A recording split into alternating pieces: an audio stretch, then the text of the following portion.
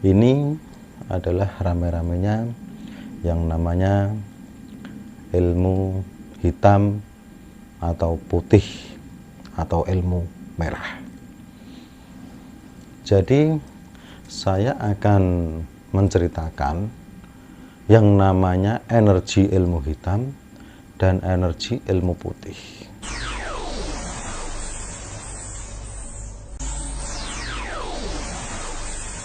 Bismillahirrahmanirrahim. Assalamualaikum warahmatullahi ta'ala wabarakatuh.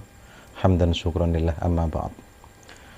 Kepada saudara-saudaraku dimanapun Anda berada yang dirahmati Allah, berjumpa lagi dengan saya, Kang Ali Zubaidi Demak. Salam.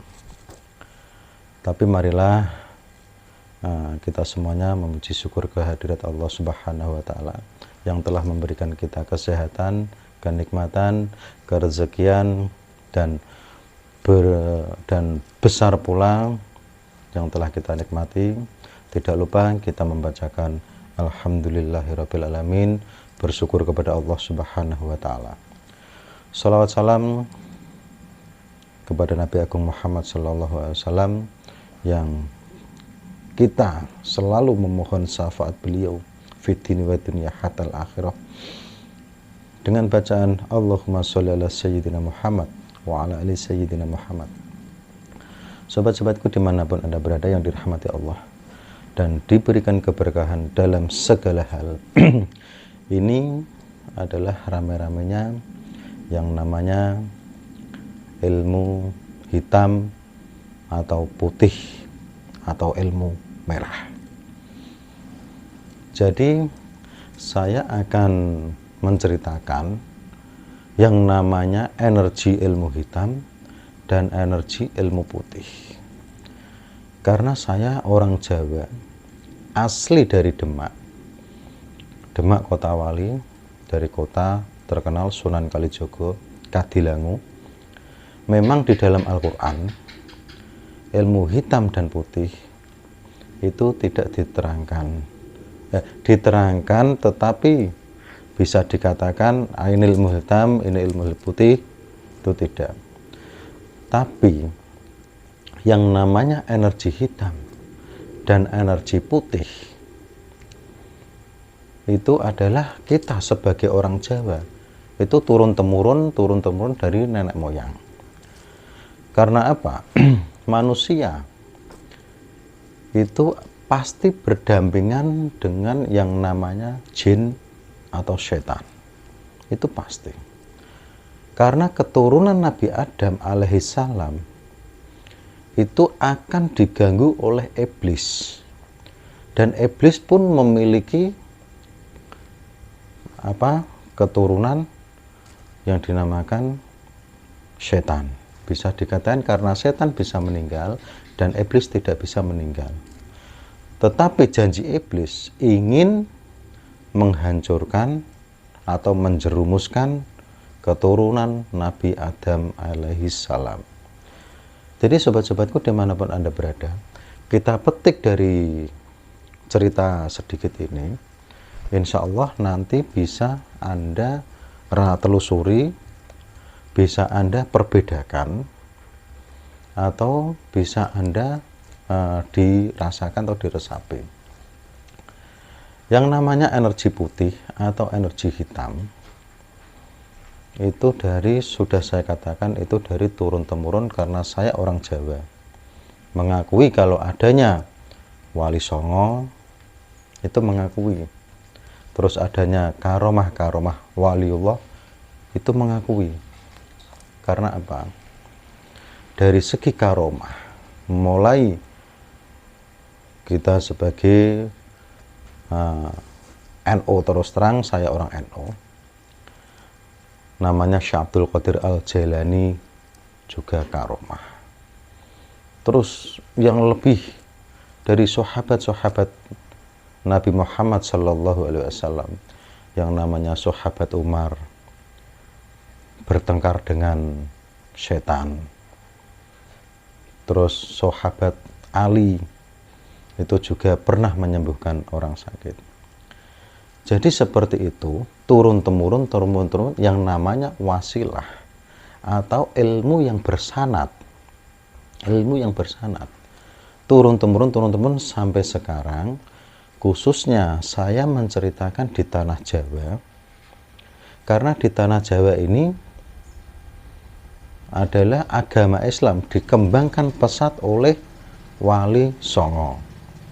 Dan Wali Songo itu sendiri, dari segi murid-muridnya Wali Songo itu dikembangkan, menyebarkan agama Islam ke seluruh penjuru Indonesia. Jadi rata-rata, entah itu di mana ada waliullah, rata-rata itu muridnya Wali Songo. Dan Wali Songo itu sendiri menyebarkan agama Islam itu dengan adat pribumi masing-masing. Tetapi tetap memakai yang namanya Al-Quran dan hadis. Karena orang zaman dahulu tidak mau ikut secara langsung, maka dari itu Wali Songo menegakkan atau mengajarkan agama Islam itu dengan cara tempat yang berbeda-beda. Maka dari itu adat turun-temurun, karena di Indonesia banyak suku dan adatnya pun berbeda-beda dan budayanya pun juga berbeda-beda. Itu terus turun-temurun. Kenapa bisa dinamakan energi hitam atau putih?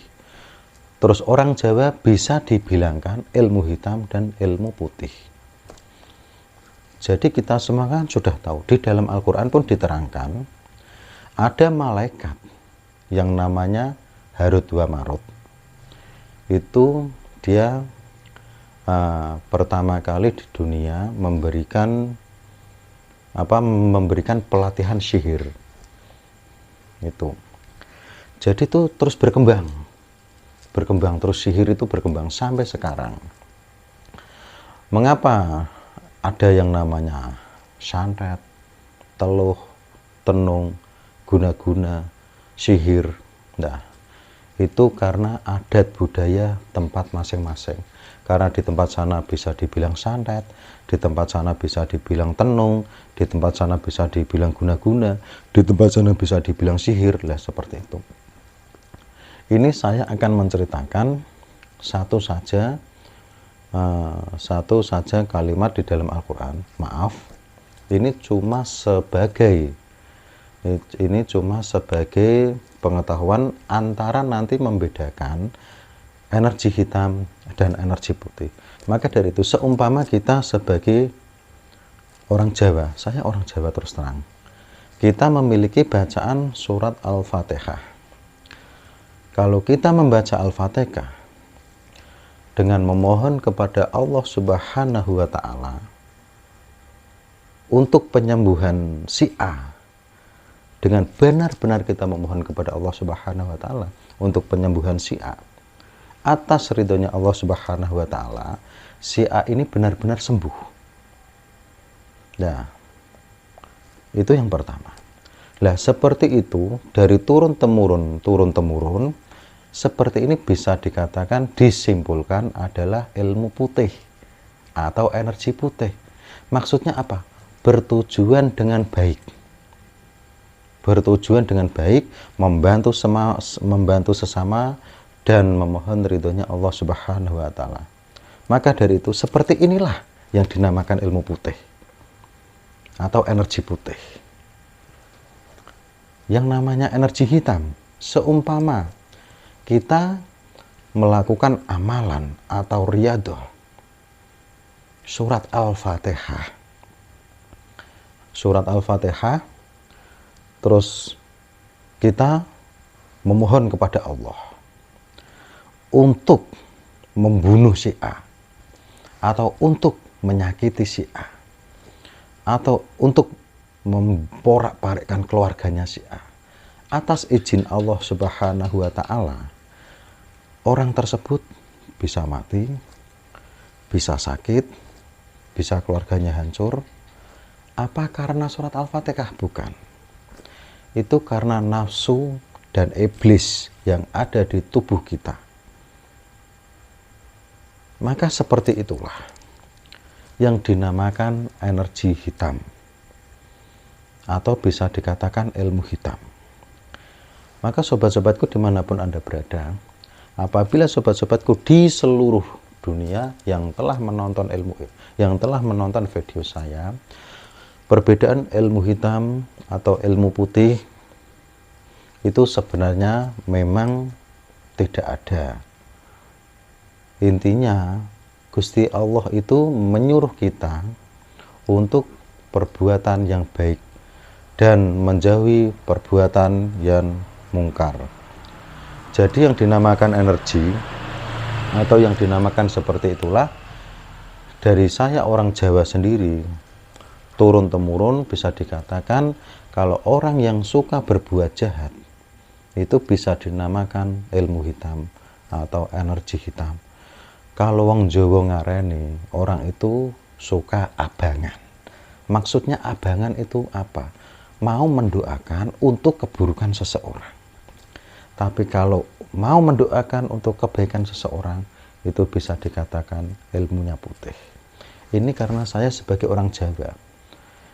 Karena dari nenek moyang saya asli orang Jawa, sampai sekarang pun saya masih di Jawa Tengah, Kecamatan Kebonagung, Desa Babat, Kabupaten Demak. Jadi pengetahuan seperti ini, kalau dikembangkan zaman sekarang, kalau yang tidak mendalami agama secara dalam dan tidak mendalami budaya secara dalam, pasti akan bilang yang namanya ilmu putih tidak ada, ilmu hitam tidak ada, adanya ilmu merah. Nah, itu karena apa? Keyakinan. Memang orang tidak percaya yang namanya santet atau seperti itu, tidak percaya. Tetapi orang hidup di dunia, semuanya keturunan Nabi Adam, semuanya itu pasti diganggu oleh yang namanya jin, karena ingin dijerumuskan ke dalam neraka.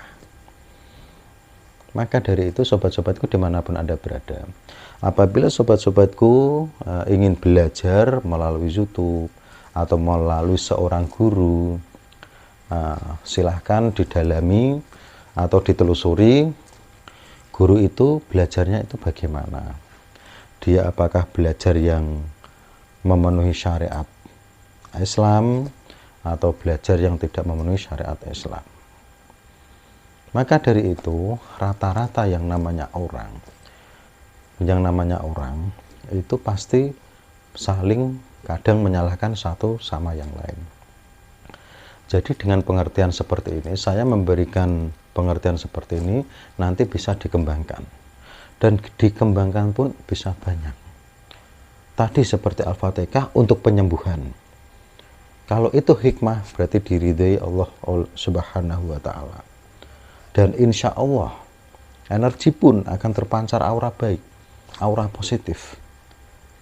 Kalau kita membaca surat Al-Fatihah untuk keburukan seseorang, tapi juga diridhoi Allah, itu karena nafsu dan ada iblis di dalam hati, itu akan mengeluarkan pancaran aura hitam. Maka dari itu, sobat-sobatku dimanapun Anda berada, pengertian seperti ini dari turun-temurun bisa dikatakan yang namanya ilmu putih dan ilmu hitam. Jadi memang pembelajaran di dalam kitab, ini untuk ilmu putih, ini untuk ilmu hitam, itu memang tidak ada. Tidak ada, entah itu Islam, Buddha, Hindu, Cina, Konghucu, Kristen, tidak ada. Semuanya memerintahkan kebaikan, memerintahkan untuk menolong, memerintahkan untuk membantu orang yang kekurangan, semuanya memerintahkan kebaikan. Tetapi yang namanya manusia kalau sudah dibisiki oleh setan atau dibisiki jin kafir untuk berbuat yang kedoliman atau keburukan, maka dari itulah yang bisa dinamakan ilmu hitam atau energi hitam. Karena apa? Itu tujuannya untuk ke neraka. Tujuannya untuk ke neraka. Kalau ilmu putih yang namanya kita untuk menolong, untuk membantu sesama, untuk kebaikan, itu tujuannya apa? Mengharap surganya Allah Subhanahu wa Ta'ala. Jadi sobat-sobatku dimanapun Anda berada, yang dirahmati Allah dan diberikan keberkahan dalam segala hal. Karena zaman sekarang ini kan rame-ramenya yang namanya tadi ilmu putih, ilmu hitam, ilmu merah, seperti itu.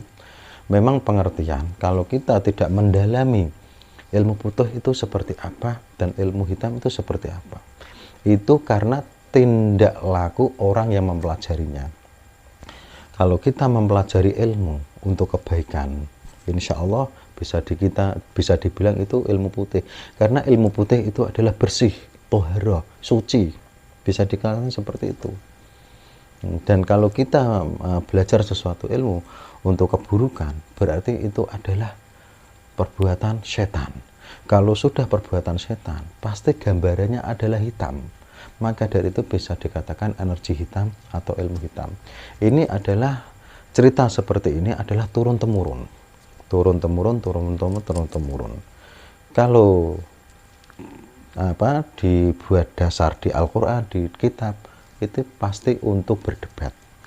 Karena saya menceritakan seperti ini khusus saya sendiri orang Jawa, jadi alurnya cerita dari sesepuh seperti itu, yang dinamakan putih dan hitam itu tergantung tingkah laku kita untuk kebaikan atau untuk keburukan. Kalau untuk kebaikan seperti itu putih, kalau untuk keburukan seperti itu energi hitam. Itu kita dari sesepuh zaman dahulu itu menamakan agar lebih mudah dipahami oleh masyarakat yang menjalankan. Jadi sobat-sobatku dimanapun Anda berada, percaya tidak percaya, yang namanya orang diganggu jin atau setan itu pasti ada. Kalau yang namanya santet, teluh tenung itu adalah tempat di mana orang itu biasa menamakan sesuatu hal. Seumpama di sana orang itu kerasukan jin atau setan karena ingin menghancurkan tubuh, di tempat sana dibilang santet. Seumpama di daerah sana dibilang teluh atau guna-guna atau sihir lah, seperti itu. Jadi yang namanya santet atau teluh itu adalah perkataan dari tempat wilayah masing-masing. Itu adalah penjabaran dari sesuatu yang telah adanya di dunia ini, karena intinya adalah manusia akan dijerumuskan oleh keturunan iblis. Maka dari itu kita harus fastabiqul khairat, berlomba-lomba kebaikan untuk menuju ridhonya Allah Subhanahu wa taala, menuju jalan yang baik dan jalan yang lurus agar kita terhindar dari orang-orang zalim. Cukup sekian dari saya. Wabillahi taufiq wal hidayah. Wassalamualaikum warahmatullahi taala wabarakatuh. Salam.